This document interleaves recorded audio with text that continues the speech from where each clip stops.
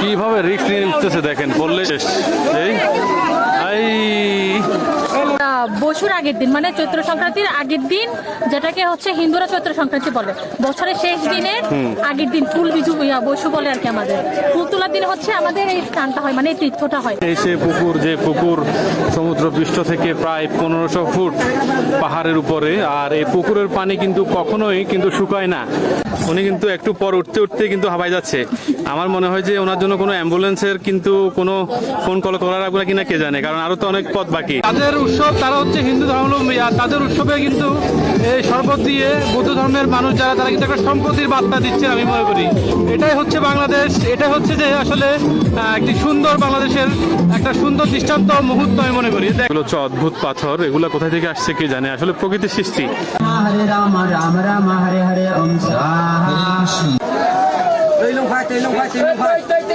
সবাইকে স্বাগত জানাচ্ছি খাগড়াছড়ির মহালছড়ির নুনছড়ি যে দেবতা পুকুর, সেই দেবতা পুকুরে ওঠার মুহূর্ত থেকে দেবতা পুকুরের যে সিঁড়ি, সেই সিঁড়ি কিন্তু এখান থেকে শুরু।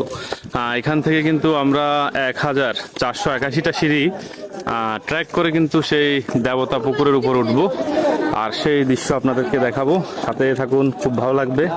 কারণ হচ্ছে যে আমি এখানে এই দুইবার আসা, আমার এর আগের বছর আসা, এর আগের বছর এসে কিন্তু খুব ভালো লেগেছে, এই জন্য আবার এবছরে এ সময় চলে আসছি।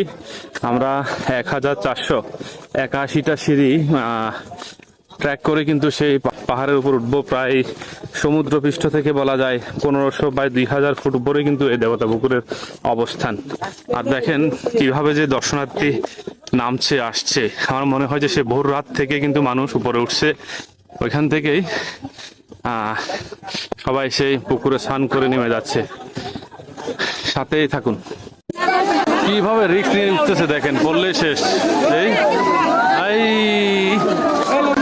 মানে একটু ধৈর্য যে ধরবে তাও না।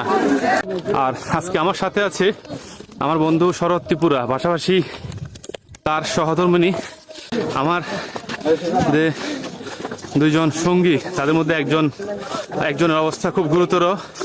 যাদের কথা বলছিলাম, বন্ধু শরৎ আছে, সে মোটামুটি অনেকটাই ক্লান্ত, পথ কিন্তু আরো অনেক উঠা বাকি। আর পাশাপাশি মপ্রিয়া দিদি, উনি কিন্তু আগের বারও কিন্তু এসেছিল, সাথে ওনার বাচ্চা কাচ্চাকে নিয়ে আসছে, এবার নিয়ে আসে নাই। এতটুকু উঠতে কিন্তু অবস্থা খারাপ। বসুর আগের দিন মানে চৈত্র সংক্রান্তির আগের দিন, যেটাকে হচ্ছে হিন্দুরা চৈত্র সংক্রান্তি বলে, বছরের শেষ দিনের আগের দিন ফুল বিজু বসু বলে আর কি। আমাদের ফুল তোলার দিন হচ্ছে আমাদের এই স্নানটা হয়, মানে এই তীর্থটা হয় বছরে একবার। এর আগের বার তো আসছিলেন, অবশ্যই। এবার আবার কেন আসছেন? এবার আসছি পুণ্য অর্জন করার জন্য। পুণ্য অর্জন করার জন্য না? খুব ভালো লাগে নাকি এই লাখ লাখ মানুষের ভিড়ে? তীর্থ মানেই তো পুণ্য। উনি পুণ্য লাভ করার জন্য আসছে, নিশ্চয়ই উনি পাপ করছে, পাপ না করলে কিন্তু পুণ্য লাভ করার জন্য আসতো না। পৃথিবীতে যখন গ্রহণ করছি, পাপ পুণ্য নিয়েই আসলে জীবন। তাই মানুষের মনের পবিত্রতা।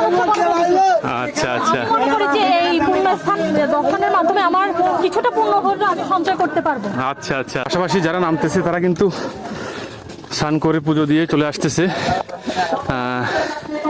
তারা হয়তো একবারে ভরে ভরে চলে গেছে। আর আমি বলি, এখন সময় প্রায় 10টার কাছাকাছি সকাল। এখন যে মানুষের ভিড়, আস্তে আস্তে কিন্তু মানুষের ভিড় বাড়ছে, মারাত্মক। আমরা অনেক তাড়াতাড়ি আসার চেষ্টা করছি, কিন্তু রাস্তায় যে জ্যাম ছিল মানুষের, এই জন্য অনেকটাই লেট হয়ে গেছে বলা যায়। কারণ তীর্থস্থান মানেই তো বুঝেন আপনারা, তীর্থস্থান এখানে প্রতি বছরই আসা হয় বা আসার চেষ্টা করি। প্রতি বছর এই দিনটার জন্যই অপেক্ষা করে থাকি। এখানে আসলে একটু ভালো লাগার একটা অনুভূতি কাজ করে। উনি কিন্তু একটু পর উঠতে উঠতে কিন্তু হাবায় যাচ্ছে। আমার মনে হয় যে ওনার জন্য কোনো অ্যাম্বুলেন্সের কিন্তু কোনো ফোন কল করার আগে কিনা কে জানে, কারণ আরো তো অনেক পথ বাকি। না, গত বছরের থেকে এই বছর বেটার। গত বছর তো অনেক শ্বাসকষ্ট ছিল না, এই বছর অনেকটা বেটার আছে। কি মানুষের ভিড় দেখছেন আপনারা, এই পাহাড় বেয়ে বেয়ে বেয়ে বেয়ে সিঁড়ি বেয়ে বেয়ে উঠতেছে। কিন্তু আমরাও কিন্তু এর থেকে কম কিছু না, আমরা মোটামুটি প্রায় অর্ধেক পথ কিন্তু পেরিয়ে আসছি, আর একটু বাকি বলা যায়। দারুণ, কিন্তু দারুণ। এখানে প্রতি বছর আসার কারণে হচ্ছে যে এই হাজার হাজার মানুষের ভালোবাসা, তাদের যে একটা বিশ্বাস, এই বিষয়টা তুলে ধরা, পাশাপাশি নিজেও এই আনন্দ উপভোগ করা, দারুণ কিন্তু যারাই দেখছেন তারা চেষ্টা করবেন যদি এখানে আসতে চান। প্রতি বছরে যে নববর্ষের যে আগের দিন চৈত্র সংক্রান্তি তার আগে কিন্তু এই মেলা হয়ে থাকে বছরে একবার। আপনারা অবশ্যই আসার চেষ্টা করবেন এই সময়টা। ভালো স্নান করে আসছেন দেবতা পুকুর থেকে, তাদের জন্য কিন্তু এখানে খুব সুন্দর শরবতের ব্যবস্থা করা হয়েছে। আর তা হচ্ছে যে এখানে যে মারমা ইউনিটি বৌদ্ধ ধর্মাবলম্বী তাদের পক্ষ থেকে কিন্তু এখানে প্রচুর শরবতের ব্যবস্থা, যারা গাড়ি করে করে আসতেছে তাদের সবার জন্য কিন্তু গ্লাসে করে করে সবাই শরবত দিচ্ছে। এটা একটা আসলে মানে দারুণ একটা সিদ্ধান্ত এবং কি আমি মনে করি খুব দারুণ একটা দৃশ্য। কারণ হচ্ছে যে এক ধর্মের প্রতি আরেক ধর্মের যে একটা শ্রদ্ধা ভালোবাসা, এটা হচ্ছে তার প্রমাণ। যাদের উৎসব তারা হচ্ছে হিন্দু ধর্মাবলম্বী, আর তাদের উৎসবে কিন্তু এই শরবত দিয়ে বৌদ্ধ ধর্মের মানুষ যারা তারা কিন্তু একটা সম্প্রীতির বার্তা দিচ্ছে আমি মনে করি। এটাই হচ্ছে বাংলাদেশ, এটাই হচ্ছে যে আসলে একটি সুন্দর বাংলাদেশের একটা সুন্দর দৃষ্টান্ত মুহূর্ত আমি মনে করি। দেখেন সবাই কিন্তু শরবত খাচ্ছে, দিচ্ছে, যারা দিচ্ছে তারাই কিন্তু সবাই বৌদ্ধ ধর্মাবলম্বী। কিন্তু হাজারো মানুষের মধ্যখানে রোদে পুড়ে অপেক্ষা করার একমাত্রই কারণ আমরা যাব দেবতা পুকুর। পাশাপাশি রাস্তায় আসতে কিন্তু অনেক তীর্থযাত্রীদের উন্মোদনা, পাশাপাশি ডান্স নৃত্য দেখার মতো ছিল, অসাধারণ ছিল। আর পাশাপাশি আপনাদেরকে বলে রাখি, এই মহালছড়ি রাঙামাটি সড়কে জেলা সদর থেকে 11 কিলোমিটার দক্ষিণে, মূল রাস্তা হতে 4 কিলোমিটার পশ্চিমে সদর উপজেলার নুনছড়ি মৌজার চির প্রশান্তিময় দেবতা পুকুরের অবস্থান। সমুদ্র সমতল হতে প্রায় 1500 ফুট উচ্চতায় পাহাড়ের চূড়ায় এই দেবতা পুকুর অবস্থিত। কথিত আছে, স্থানীয় বাসিন্দাদের জল তৃষ্ণা নিবারণের জন্য স্বয়ং জল দেবতা এই পুকুর খনন করেন। পুকুরের পানিকে স্থানীয় লোকজন দেবতার আশীর্বাদ বলে মনে করেন। দেবতার অলৌকিকতায় পুকুরটি সৃষ্ট বলে এত উঁচুতে অবস্থানের পরও পুকুরের জল কখনো শুকায় না। প্রতি বছর চৈত্র সংক্রান্তিতে বিভিন্ন সম্প্রদায়ের হাজার হাজার নরনারী পুণ্যলাভের আশায় পুকুরে পরিদর্শনে আসেন। কিংবদন্তির দেবতা পুকুরটি ত্রিপুরা জনগোষ্ঠীর কাছে কিন্তু পূজনীয় ও অনেক জনপ্রিয়। এই সে দেবতা পুকুর আপনাদেরকে দেখাবো। সেই দেবতা পুকুরের সাথে কিন্তু 100 বছর বয়সী একটি বট গাছও কিন্তু সাক্ষী হয়ে রয়েছে, কালের সাক্ষী। আর এই পুকুরে আসার জন্য কিন্তু এত লাখ লাখ মানুষের উপস্থিতি আপনারা দেখতে পাচ্ছেন, অসাধারণ। এর আগের বছরের তুলনায় কিন্তু প্রচুর মানুষ বলা যায়। সেই পুকুরের কাছে আপনাদেরকে নিয়ে যাব। অসাধারণ, প্রচুর মানুষ। আমরা দেবতা পুকুরের একবারে কাছে চলে আসছি, আর সেই দেবতা পুকুর দেখার সুন্দর দৃশ্য আপনারা দেখতে পাচ্ছেন। এই সে পুকুর, যে পুকুর সমুদ্র পৃষ্ঠ থেকে প্রায় 1500 ফুট পাহাড়ের উপরে। আর এই পুকুরের পানি কিন্তু কখনোই কিন্তু শুকায় না, এটাই হচ্ছে সবচেয়ে অদ্ভুত বিষয়। দেখতে পাচ্ছেন আপনারা কিন্তু হাজার হাজার দর্শনার্থী তীর্থস্থানে যারা এসেছেন তারা কিন্তু এখানে স্নান করছেন পুণ্য লাভের আশায়। আপনারা দেখতে পাচ্ছেন সেই সুন্দর দৃশ্য, খুব ভালোই লাগতেছে। কিন্তু এখানে কিন্তু এই স্নান করার উদ্দেশ্য নিয়ে কিন্তু হাজার হাজার মানুষের আশা। প্রতি বছর একবার নববর্ষের আগে, মানে যে চৈত সংক্রান্তি যেদিন তার আগের দিনে কিন্তু আসা হয়। আর সেই আশাকে ঘিরে কিন্তু হাজার হাজার মানুষের উপস্থিতি, ভালোবাসা, ধর্মীয় বিশ্বাস। এখানে মানুষ মনে করেন যে আজকে এই দিনে স্নান করলে ওনাদের পুণ্য হবে, পাপ থেকে মুক্তি পাবে, নানান মানত করে কিন্তু অনেকে এসে থাকেন এখানে, আপনারা দেখতে পাচ্ছেন।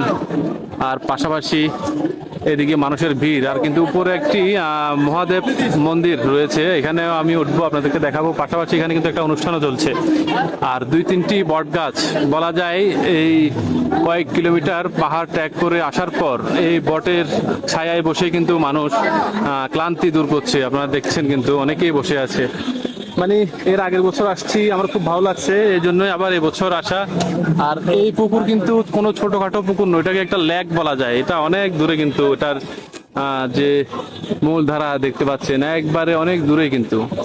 আর এই পুকুরের সবচেয়ে অদ্ভুত বৈশিষ্ট্য হচ্ছে যে এই পুকুরের পানি কখনো কিন্তু শুকায় না।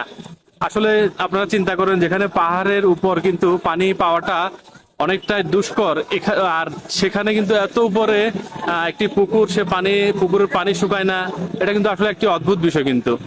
আর পাশাপাশি মানুষের বিশ্বাস যে এই পুকুর জলদেবতা উনি নিজেই তৈরি করে দিয়েছেন মানুষের তৃষ্ণা নিবারণের জন্য এই পাহাড়ের উপর। সেই বিশ্বাস থেকে কিন্তু এটি তীর্থস্থান হয়ে কিন্তু উঠেছে বলা যায়। সেই জন্যই কিন্তু লক্ষ লক্ষ মানুষের ভিড় প্রতি বছর।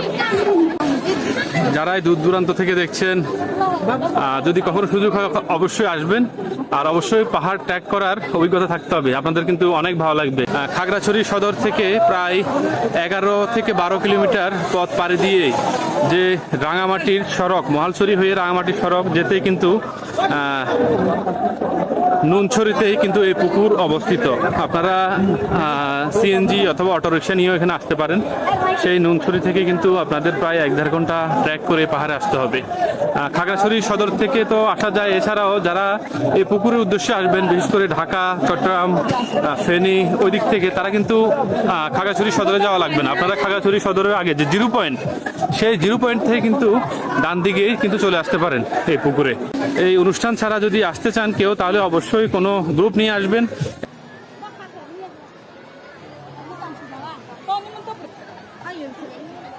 সবাই স্নান করছে, আবার পানিও নিয়ে যাবে বাসার জন্য। অসংখ্য মানুষ, অসংখ্য মানুষ। Wow! অনেকে এখানে সবচেয়ে মজার বিষয় যেটা, সেটা হচ্ছে যে আসার সময় দেখা যায় যে শত শত না, হাজার হাজার ট্রাক অনেকে রিজার্ভ করে নিয়ে আসে, মানে সম্পূর্ণ কিন্তু ট্রাকে আসে। যারা এখানে তীর্থস্থানে আসেন, তারা ট্রাকে আসার সাথে সাথে বিভিন্ন গানের সিস্টেম করা থাকে, সেই গানের তালে নাচতে নাচতে আসেন। খুব সুন্দর লাগে কিন্তু এই দৃশ্য দেখে। আমরা রাস্তায় অনেকগুলো গাড়ি পার করছিলাম, যে তারা ট্রাকের উপর সাউন্ডবক্সে গান লাগিয়ে ডিজে ডান্স করে করে আসতেছে।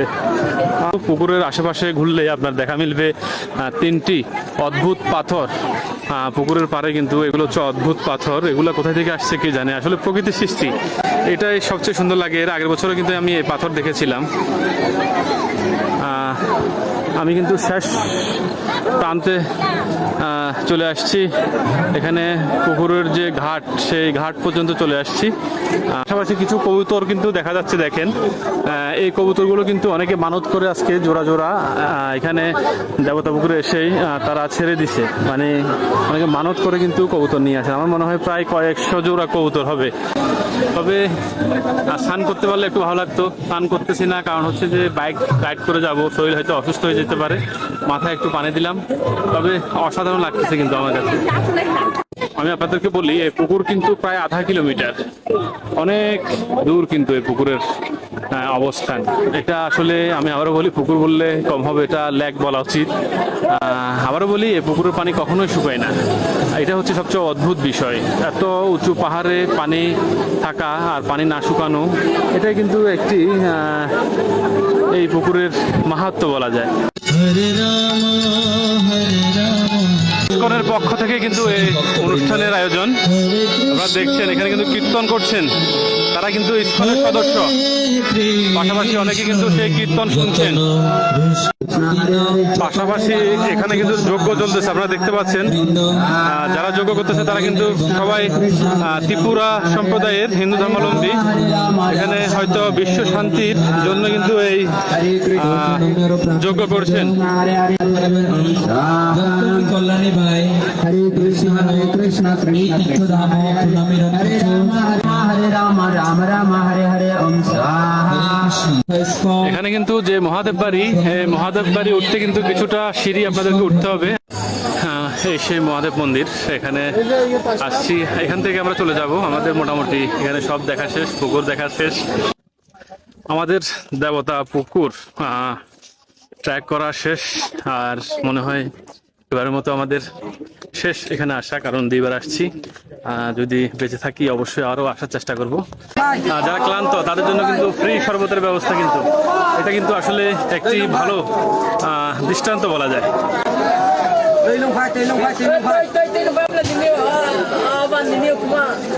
খুব ভালো একটা সিদ্ধান্ত, সাধুবাদ জানাই। খুব ভালো লাগলো, কারণ অসংখ্য ক্লান্তি কিন্তু শরীরে, আর শরবত খাওয়ার পর মোটামুটি শরীরে কিন্তু অনেকটা এনার্জি আসবে। তবে আমি যেটা বলে থাকি সব সময়, শহর থেকে পাহাড়ে, আর পাহাড় থেকে জঙ্গলে, জঙ্গল থেকে আমরা এখন ফিরে যাচ্ছি সমতলে। সবাই ভালো থাকবেন, সুস্থ থাকবেন। সাথে আছে বন্ধু শরৎ।